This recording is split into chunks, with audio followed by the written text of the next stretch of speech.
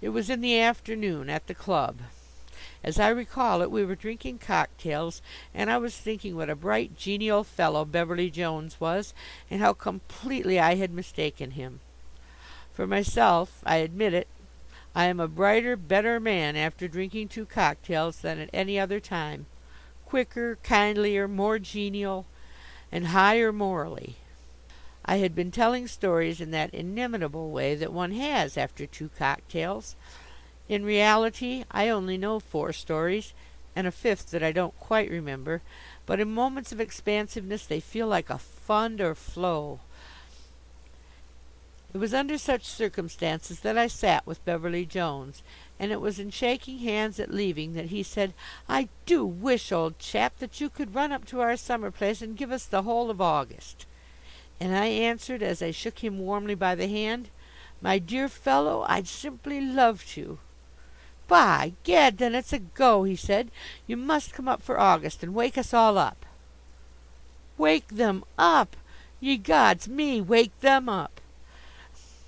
1 hour later I was repenting of my folly, and wishing, when I thought of the 2 cocktails, that the prohibition wave could be hurried up so as to leave us all high and dry, bone dry, silent and unsociable. Then I clung to the hope that Beverly Jones would forget, but no.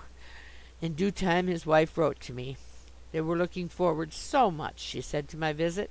They felt, she repeated her husband's ominous phrase, that I should wake them all up. What sort of alarm clock did they take me for, anyway? Ah, well, they know better now.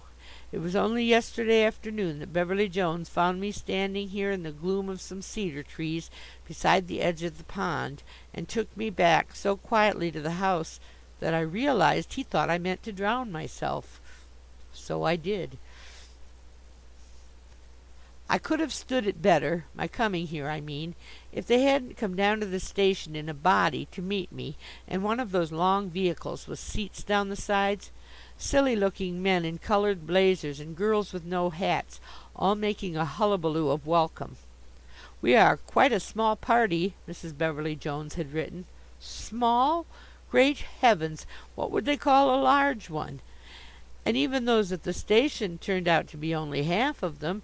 There were just as many more, all lined up on the piazza of the house as we drove up, all waving a full welcome with tennis rackets and golf clubs. Small party, indeed! Why, after 6 days there are still some of the idiots whose names I haven't got straight. That fool with the fluffy mustache, which is he?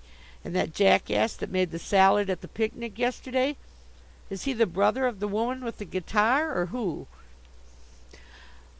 But what I mean is, there is something in that sort of noisy welcome that puts me to the bad at the start. It always does. A group of strangers all laughing together, and with a set of catchwords and jokes all their own, always throws me into a fit of sadness deeper than words. I had thought, when Mrs. Beverly Jones said a small party, she really meant small. I had had a mental picture of a few sad people greeting me very quietly and gently, and of myself, quiet too but cheerful, somehow lifting them up with no great effort by my mere presence. Somehow, from the very first, I could feel that Beverly Jones was disappointed in me. He said nothing, but I knew it. On that first afternoon, between my arrival and dinner, he took me about his place to show it to me. I wish that at some proper time I had learned just what it is that you say when a man shows you about his place.